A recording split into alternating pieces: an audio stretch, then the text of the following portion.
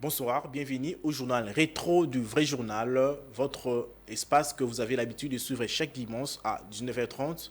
Nous avons un invité, il s'agit de Jean-Marie Kalonji, qui est coordonnateur de la 4e voie et coordonnateur de l'école panafricaine André Blouin. Il a été nominé en 2022 parmi les jeunes le plus influents de l'Afrique et en 2020 premier activiste africain. Jean-Marie Kalonji, bonsoir. Bonsoir, monsieur le journaliste. Comment vous allez? Je vais très bien. Parlons de l'actualité. Qu'est-ce que vous avez retenu à la rentrée parlementaire du mois de mars? Bon, par rapport à la rentrée parlementaire où on parle plus euh,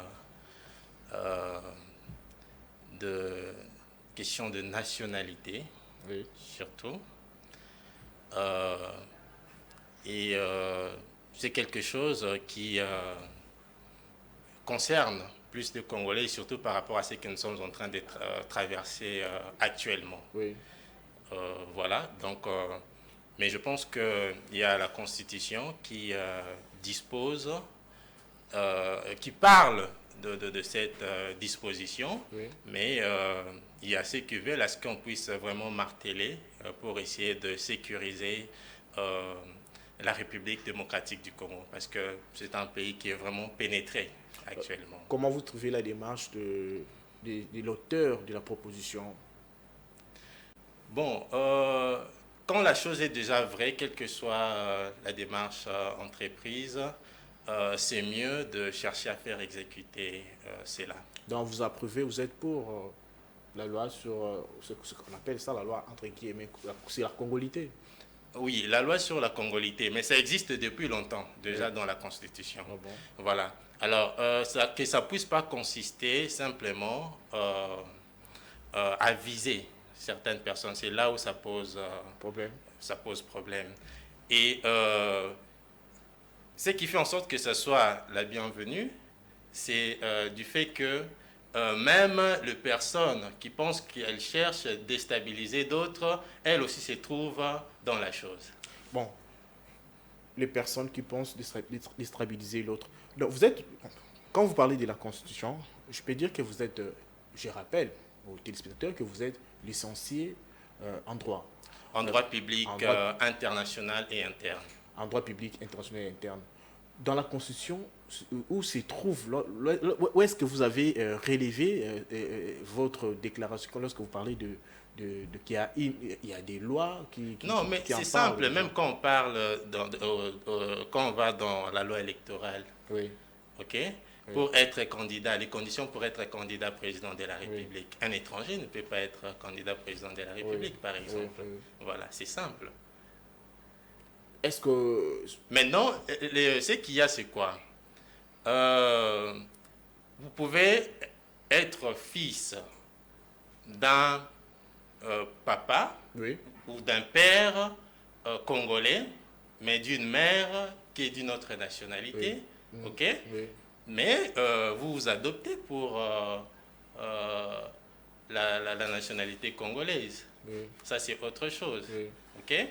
Alors, mais avec cette loi, on veut à ce que les deux parents soient réellement des Congolais. oui, Et c'est ce qui va encore poser des problèmes, même oui. par rapport à ceux qui sont aussi autour du pouvoir. Autour du pouvoir. Ok, Oui. parce que plusieurs ne sont pas nés d'un père congolais et d'une mère congolaise. Est-ce que cette Ok. loi est... c'est le moment de parler de Non, cette non, loi, en réalité, ce n'est pas vraiment le moment. ce n'est pas le Ce n'est moment. pas le moment d'en parler. Même actuellement, le Parlement congolais vit toujours dans les moratoires. Oui, Parce qu'il y a la double nationalité. oui, Et pourtant, la nationalité congolaise est une et exclusive. oui, Vous voyez? Donc oui. il y a beaucoup de choses à résoudre là-dessus. Donc si on veut l'appliquer actuellement, c'est que ça vise certaines personnes. Donc ça a une mauvaise intention. Mais Ouais. c'est une bonne proposition. Par rapport au temps, c'est ce qui pose des problèmes.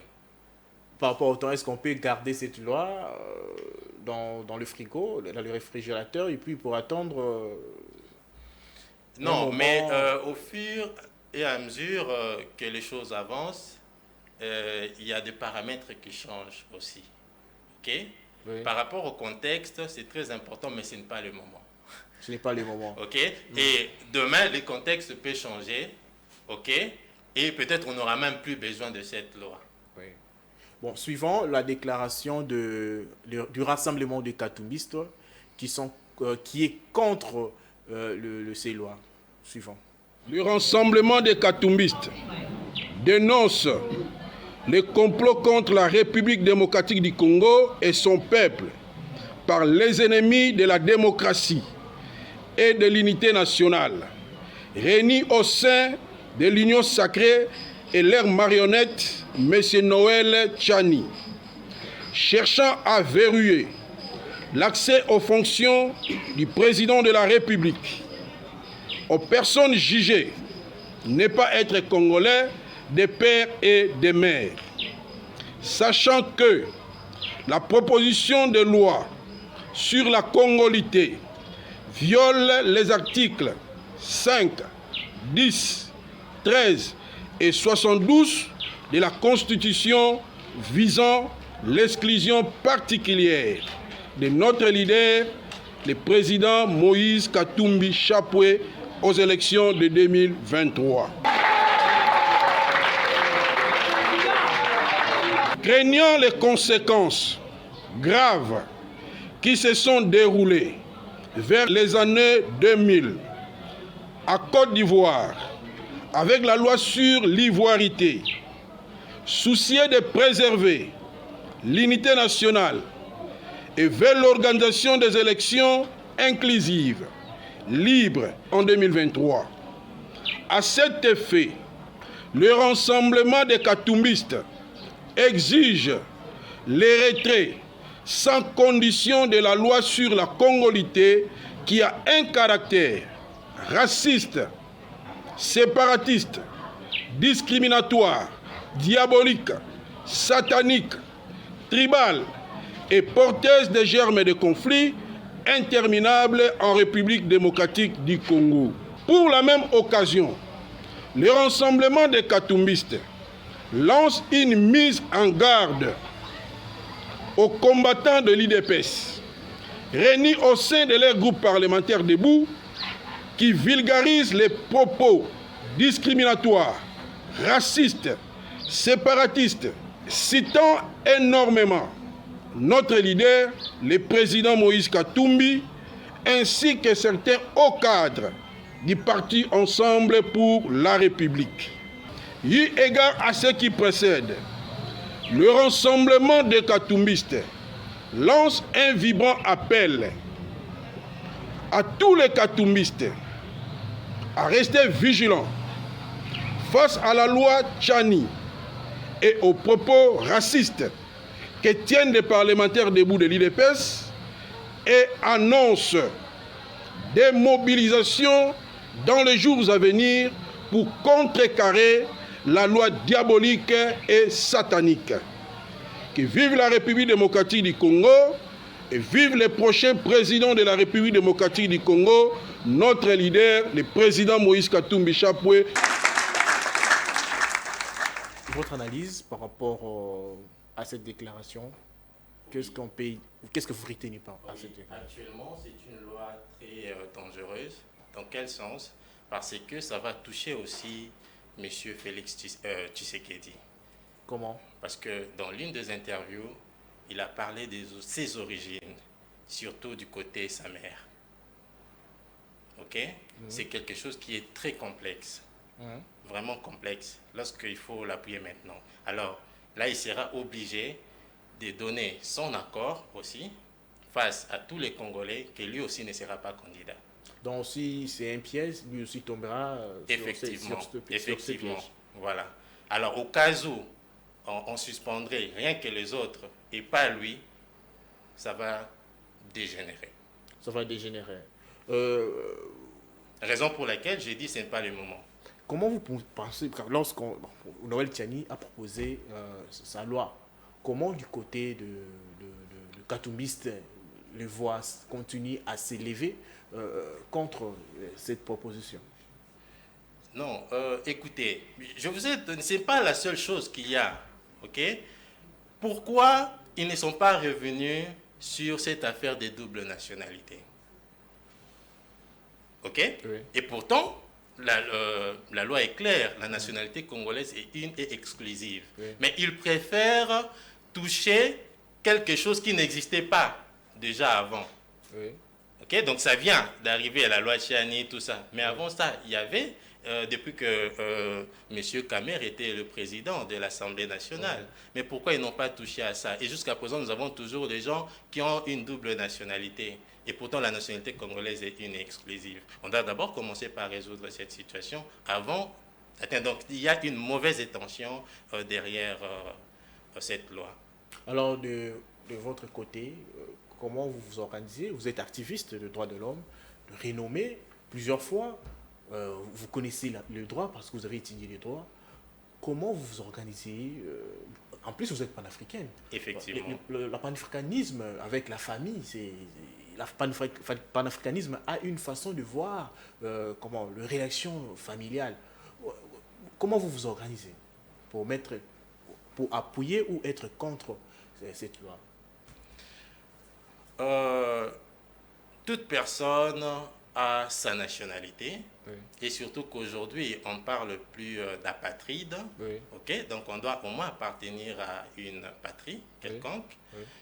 Il y a des limites pour certaines personnes qui ne sont pas d'origine de ces pays. Par exemple, si vous changez de nationalité, vous devenez américain. On vous considère comme étant américain, mais vous n'aurez pas tous les droits qu'ont ces Américains-là. Mais dans la situation de la République démocratique du Congo, c'est très complexe. D'abord, nous avons un pays qui a 9 pays voisins. Okay? Sinon, on risque de douter aussi de tout le monde. Okay? Et peut-être pas nous qui sommes dans le centre, donc dans le Kasaï. Mais là aussi, il y a encore des choses à dire parce qu'il y a même des Rwandais qu'on a pu placer. Vous connaissez bien notre histoire dans le Kasaï, ainsi de suite, tout ça. Donc, pour dire que nous sommes dans ces mélanges-là. Vous savez, cette loi sur la nationalité, ça a été bien étudié. Pourquoi la simple loi Tchani qu'on vient de poser là ne peut pas résoudre le problème? C'est parce que les conditions qu'on a données pour devenir candidat président de la République, par exemple, ou député, ça a été discuté lors de l'accord de Sun City, ainsi de suite. Vous voyez? Donc, ça vient de très loin. Il y a eu même référendum. Voilà. Ce n'est pas une simple proposition qu'on vient faire. OK? Alors, pour enlever ce genre de choses, il faut retourner, il faut qu'il y ait référendum aussi. Okay? Donc, il y a une procédure à suivre pour ce genre de choses. Sinon, ça va vraiment causer des dégâts. Donc, c'est mal intentionné et ça va en faveur d'un camp et au détriment des autres. La situation du pays, comment vous trouvez la situation du pays? Est-ce que ça marche ou ça ne marche pas? Parce que vous êtes, je peux dire, vous êtes apolitique. Activiste, c'est apolitique. Vous faites la politique passive ou active? Je peux dire, quand on dit société civile, ok, quand on dit quatrième voie, la politique nous intéresse. Ok? Nous sommes apolitiques, oui, mais la politique nous intéresse parce qu'on nous dirige, c'est nous qui subissons. Voilà. Alors, tout le monde le sait que rien ne va avec M. Tshisekedi. Rien, alors rien. La situation économique est vraiment précaire, vraiment à critiquer. Malgré, on voit les constructions de routes. Quelle route? Dans certains coins. Il a annoncé la construction d'universités à l'Équateur. Il a promis. Oui, même Kabila nous a parlé de 800 écoles. Mais quand on a parlé de la gratuité aussi, on demandait où est-ce qu'on pouvait placer les enfants pour étudier. Donc, on n'a pas vu les 800 écoles en question. Donc, ce sont les dires de politique. Donc, la situation sociale est vraiment déplorable. Vous maîtrisez la question sur le contrat chinois.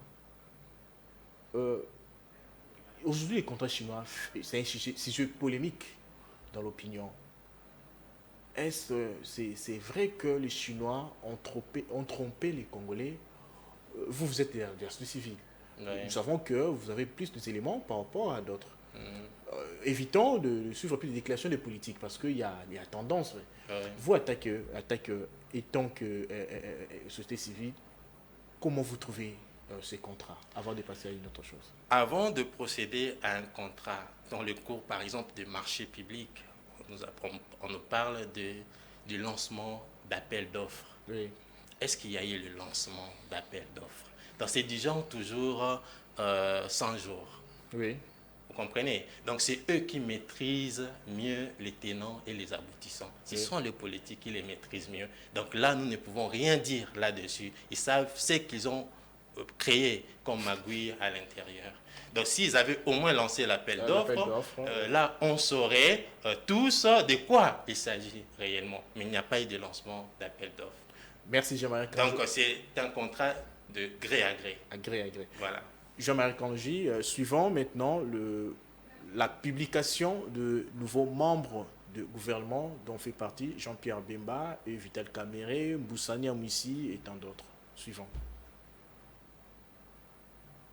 Sont nommés vice-premier ministre et ministre aux fonctions en regard de leur nom, les personnes ci-après.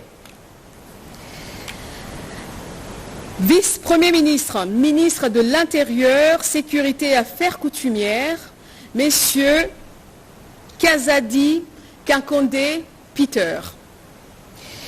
Vice-premier ministre, ministre de la Défense nationale et ancien combattant, messieurs Bemba Gombo Jean-Pierre.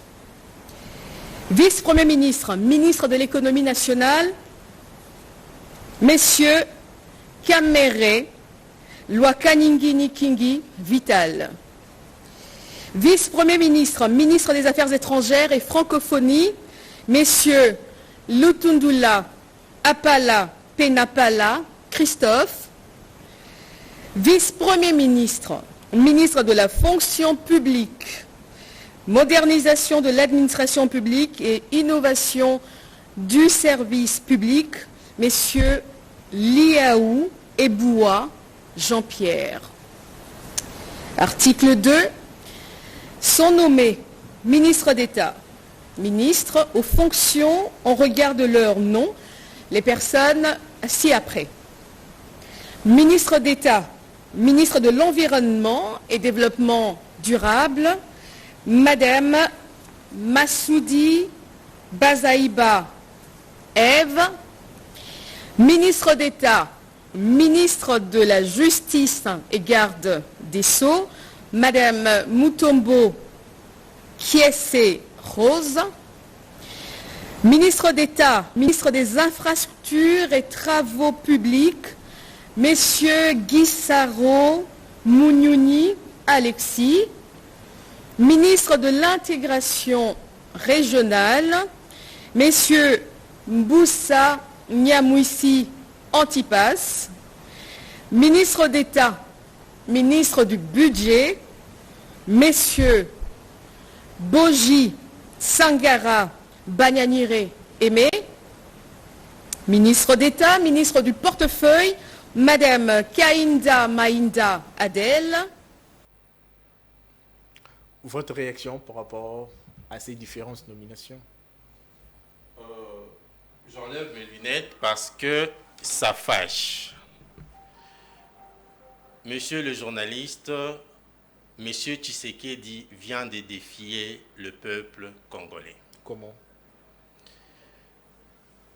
On ne peut plus continuer à voir ce genre d'actes où, permettez-moi le terme et passez-moi le terme, il chie sur les têtes des Congolais. C'est grave. OK? Il veut organiser, il a déjà organisé un passage des forces. Le fait de voir M. Jean-Pierre Bemba comme étant vice-premier ministre de la Défense.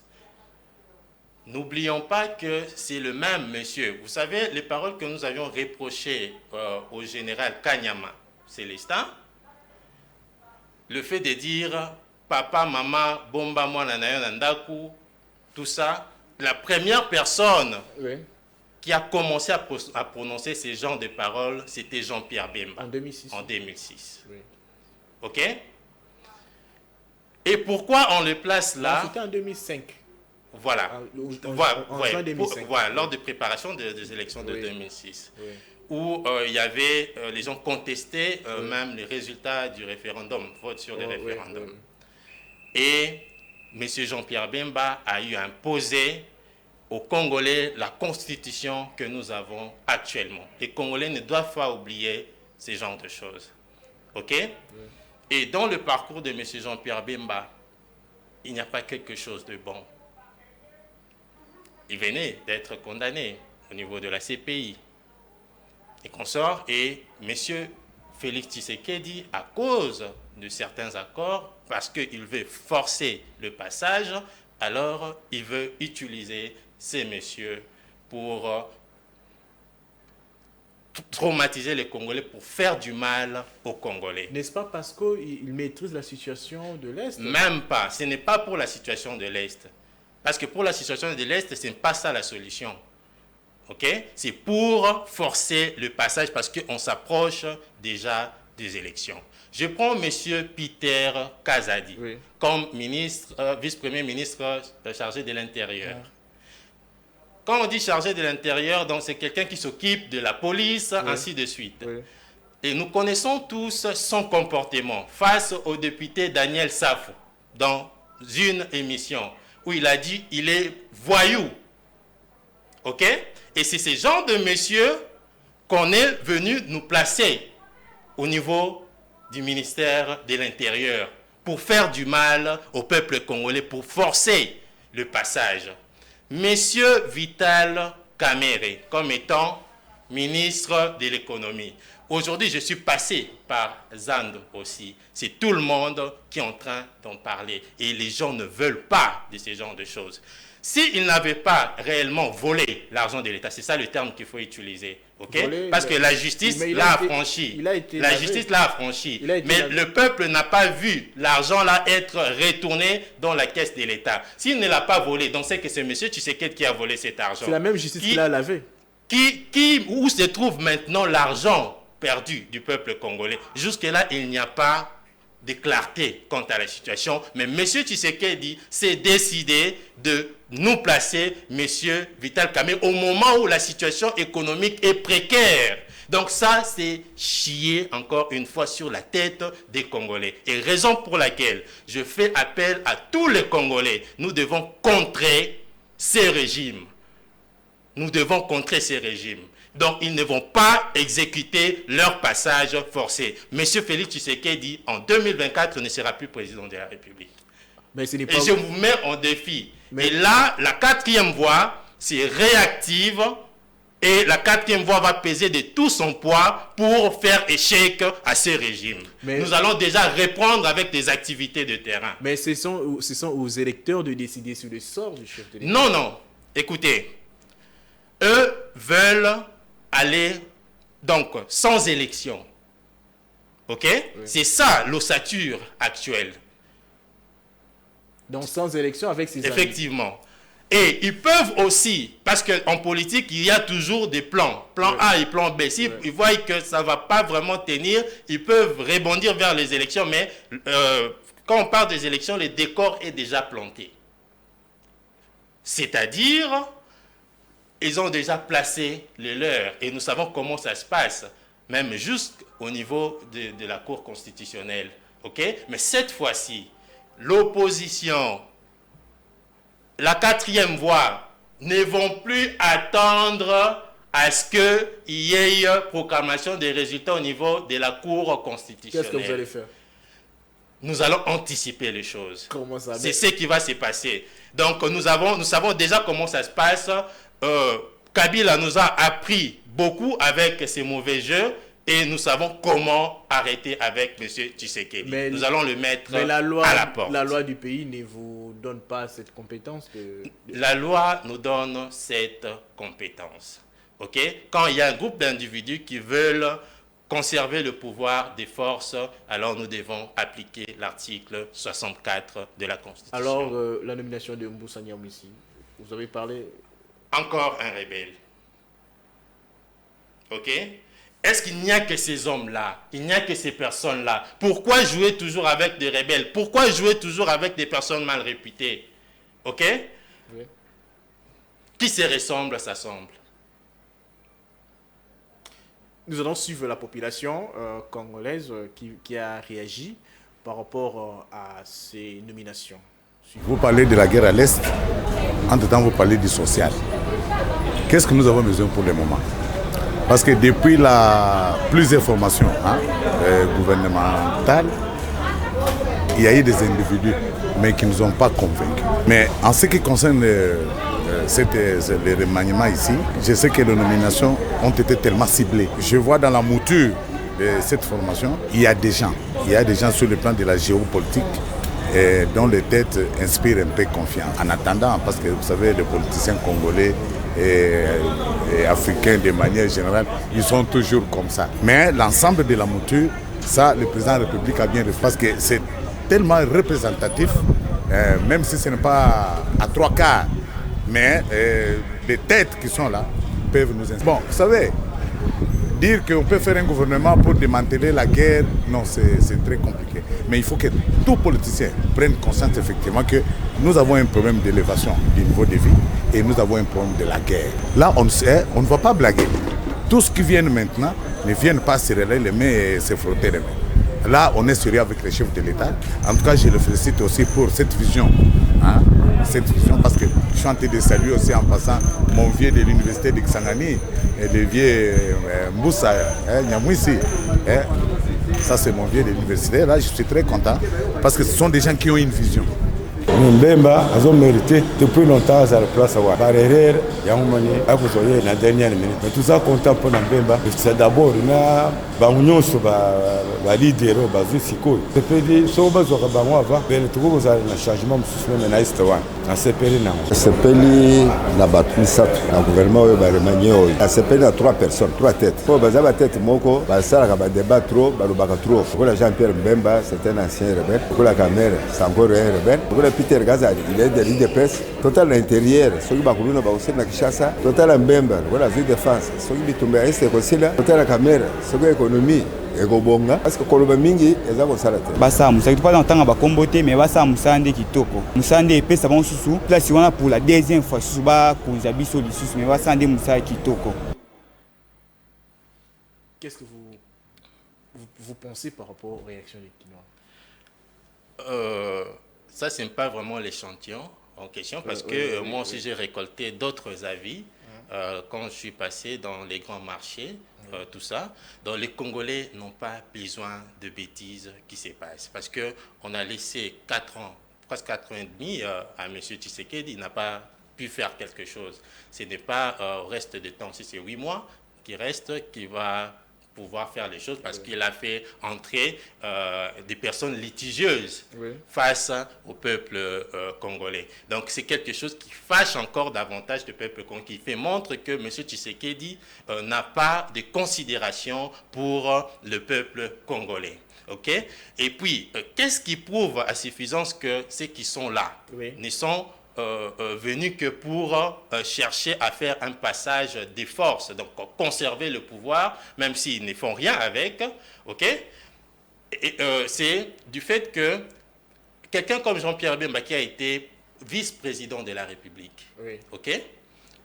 Même le poste de Mme Bazaïba pouvait être son poste, mais on l'a mis, on l'avait placé la vice-premier ministre chargée de l'environnement, tout ça.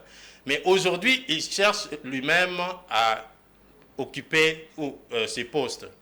Okay? On pouvait peut-être croire, s'il était Premier ministre, ainsi de suite, tout ça, par rapport à son rang. Parce qu'il y a aussi une élégance dans le monde politique. Lorsqu'on a déjà eu à occuper une fonction supérieure, on ne peut plus revenir en arrière.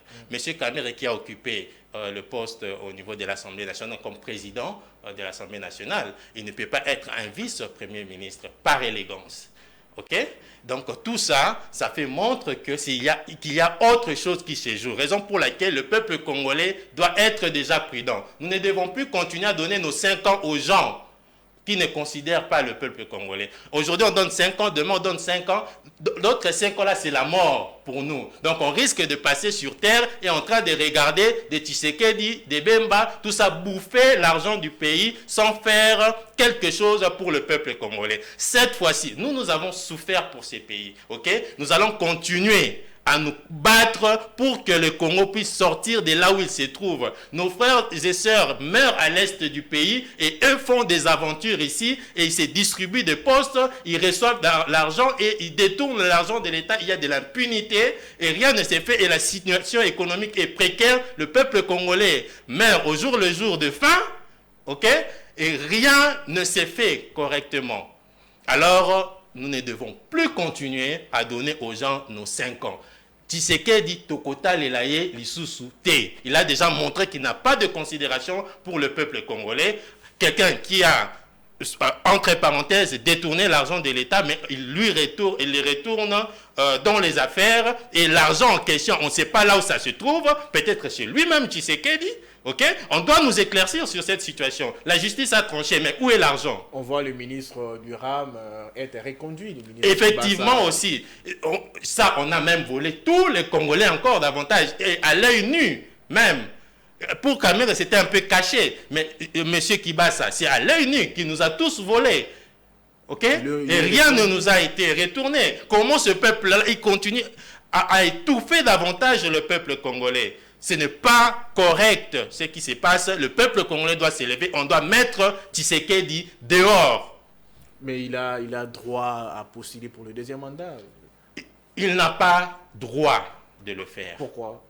Il n'a pas droit de le faire parce qu'il n'a pas pu donner au peuple congolais ce qu'il veut réellement. Donc on ne doit plus rien lui accorder. Nous étions en train d'observer. La 4e voie n'a pas pu déranger ces régimes en réalité. Mais on tend déjà vers 4 ans et demi et rien de bon ne s'est fait. Et il vient d'accentuer sa situation en mettant des figures détestées du peuple congolais. Alors, ça ne va plus marcher. La 4e voie s'élève et nous allons le mettre dehors. Je vous l'ai dit aujourd'hui et vous allez faire des rediffusions de cette émission plus tard et vous verrez que M. Tshisekedi ne sera plus là au pouvoir. Et tout ce qu'ils sont en train de manigancer pour continuer à étouffer le peuple congolais ne va plus tenir. Vous parlez de manigance, mais la CENI a annoncé le toilettage du fichier électoral. Vous savez, cette histoire de la CENI, je ne veux même plus qu'on en parle. Parce que nous avons été dans les démarches pour obtenir une bonne commission électorale indépendante. OK? Quand on dit CENI, l'opposition, parce que pour aller aux élections, il faut que toutes les parties soient d'accord. OK? Il faut que toutes les parties aient une certaine confiance à la composition du bureau de la CENI. Mais ce n'est pas ce qui s'est fait. Les recommandations de l'opposition n'ont pas été tenues en compte. Les recommandations de la société civile, du forum de la société civile congolaise que moi j'ai pu conduire ensemble avec le président de l'ordre des médecins, le président de l'intersyndical national du Congo, le président des réseaux de protection des défenseurs des droits de l'homme, ainsi de suite. OK? Oui. Donc, rien n'inspire confiance au niveau de la CENI. Le décor est déjà planté. Donc, je ne veux même pas chercher à entrer dans le détail. Et ce qui se passe actuellement dans le pays fâche énormément. Suivant le communiqué de la CENI par rapport au toilettage du fichier électoral. La Commission électorale nationale indépendante, CENI en cycle, lance le toilettage du fichier électoral à Kinshasa, un processus qui consiste à retirer toute anomalie ici lors de l'enrôlement des électeurs. Selon le président de la CENI, Denis Kadima, c'est l'étape où les équipes de la CENI s'occupent du dédoublement. Nous avions dit que les gens pouvaient s'enrôler autant de fois qu'ils veulent, mais à un certain moment, à partir d'une technologie très avancée, nous allons détecter les enfants, les photos et d'autres problèmes sur base desquels nous allons faire l'adjudication, a-t-il déclaré. Kadima précise qu'il y aura des cas qui seront rejetés et d'autres confirmés, car dans plusieurs circonscriptions, on a utilisé des enfants pour gonfler le nombre des électeurs. Il indique que ceux qui se sont fait enrôler de façon honnête se tranquillisent, car seulement les cas litigés et illicites seront écartés. Rappelons que le toilettage du fichier électoral est une étape majeure qui figure parmi les activités prévues dans les calendriers élaborés par la centrale électorale.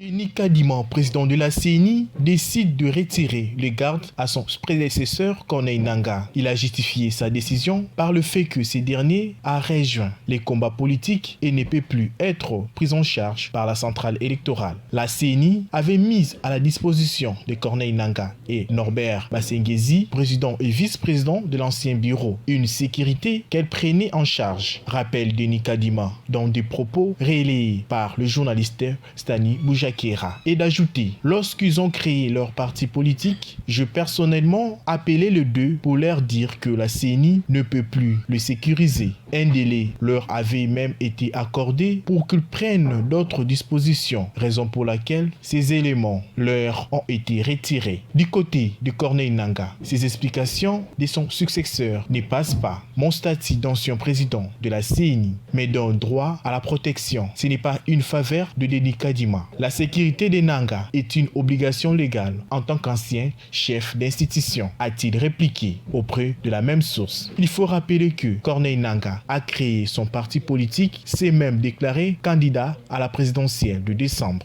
et a même, lors de sa dernière sortie médiatique, critiqué la gestion du processus électoral.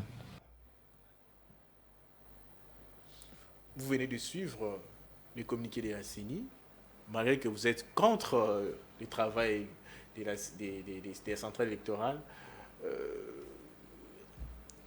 Qu'est-ce qu'on peut retenir du contenu de ces communiqués? Mais les raisons qu'ils donnent là ne tiennent pas debout. Par exemple, l'enrôlement des enfants, pour gonfler les fichiers électoraux, ça ne tient pas debout. Alors, c'est qui ont gonflé Écoutez, il est dit, mieux vaut prévenir que guérir. On nous a parlé de l'expérience ici. Moi, je suis passé ici sur votre plateau pour dire, la tête de la CENI ne demande pas à ce qu'il y ait un expert. OK? Oui. Parce qu'il y a un organe qui est, il y a un organe technique, oui. OK?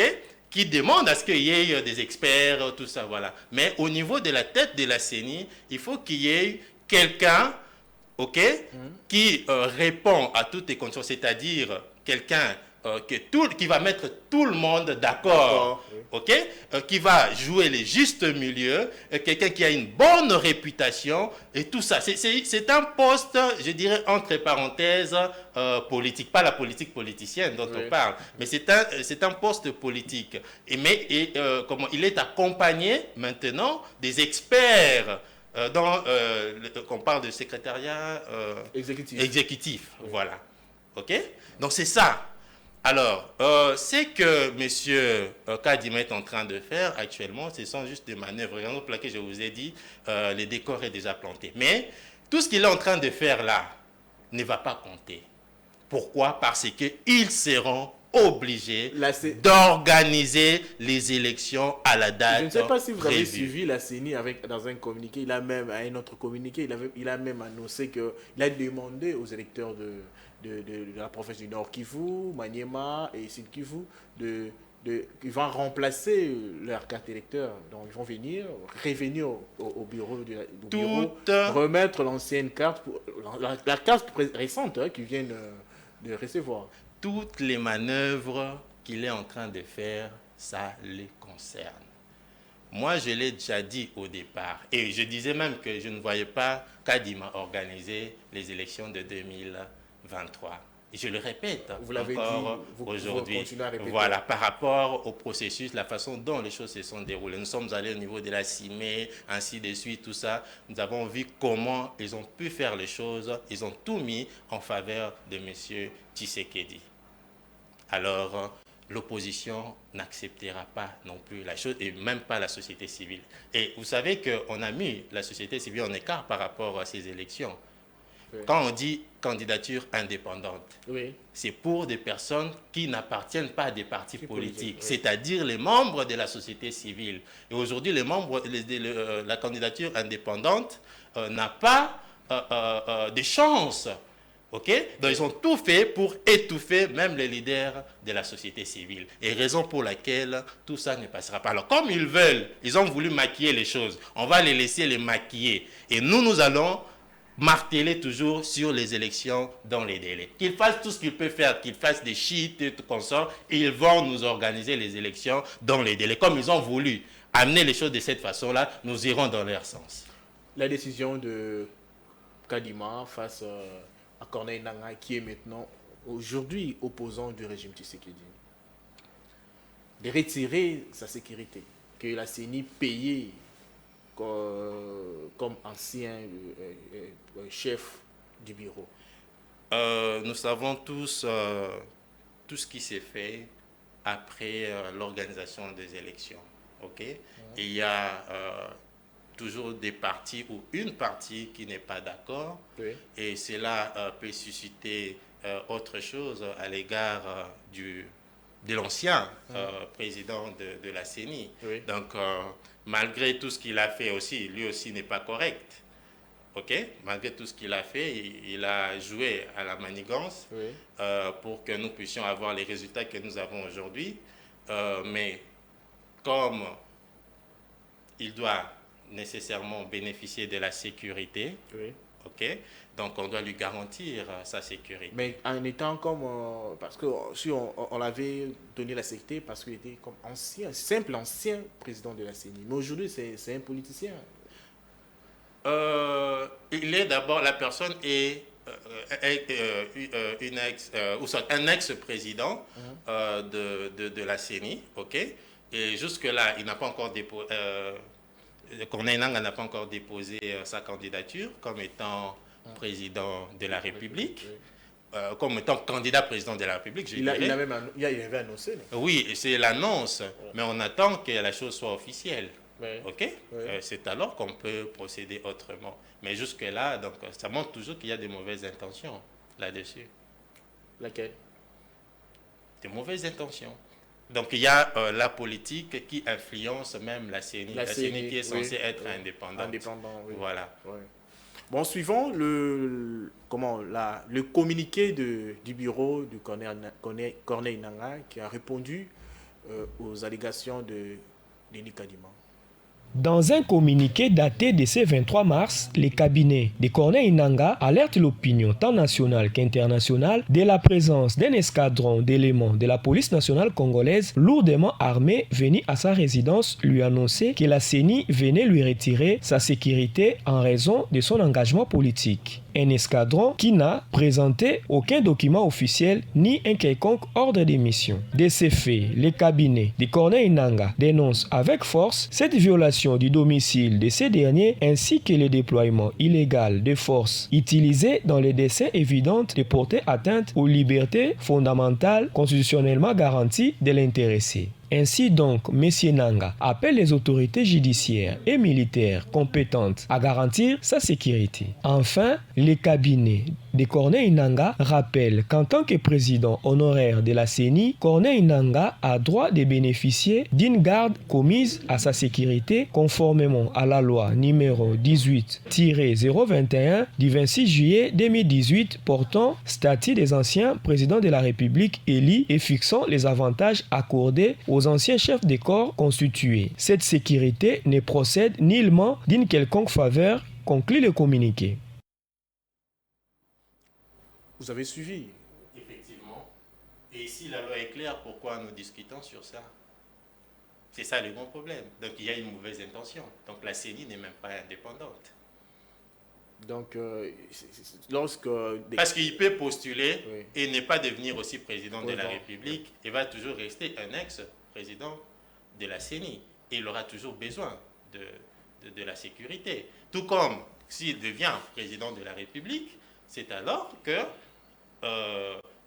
on peut lui donner une autre sécurité. Mais lorsqu'il redevient, ou soit il quitte peut-être la présidence de la République, il va retourner comme toujours étant un président de la CENI. Président de la CENI, c'est comme un ex-président de la République dont on prive la sécurité. C'est un problème sérieux. Jean-Marie Kalonji, merci. C'est à moi de vous remercier. À quelques mots, qu'est-ce que vous pouvez dire à la population congolaise? À la population congolaise, M. Tshisekedi a montré déjà qu'il n'est pas avec le peuple congolais. Nous devons tout faire pour le mettre dehors. L'équipe qui vient d'être placée, c'est pour forcer le passage. Alors nous devons leur barrer la route. Si nous restons toujours observateurs, nous allons faire passer encore d'autres 5 ans et les 5 ans qui vont nous attendre dans l'avenir, ce sera la mort. Ok? Nous ne sommes pas venus pour accompagner les individus, voir comment ils sont en train de manipuler l'argent de l'État et nous restons dans la souffrance en train de leur regarder. Donc le peuple congolais doit s'élever. La personne que nous avions crue, comme elle était avec nous dans l'opposition, elle pouvait faire quelque chose de mieux. Elle vient de montrer qu'elle est là rien que pour le pouvoir. Et raison pour laquelle elle nous a planté toutes ces personnes qu'on vient de nous citer comme étant des vice-premiers ministres.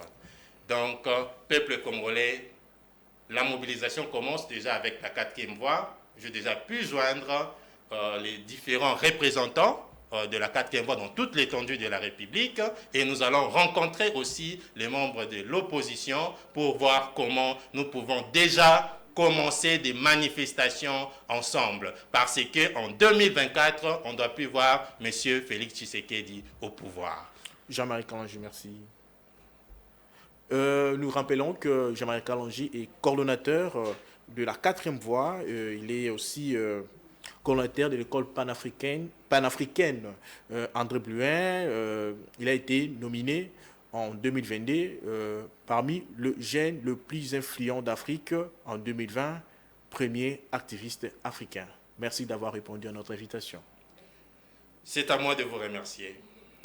Mesdames et messieurs, ce journal est terminé. Au revoir.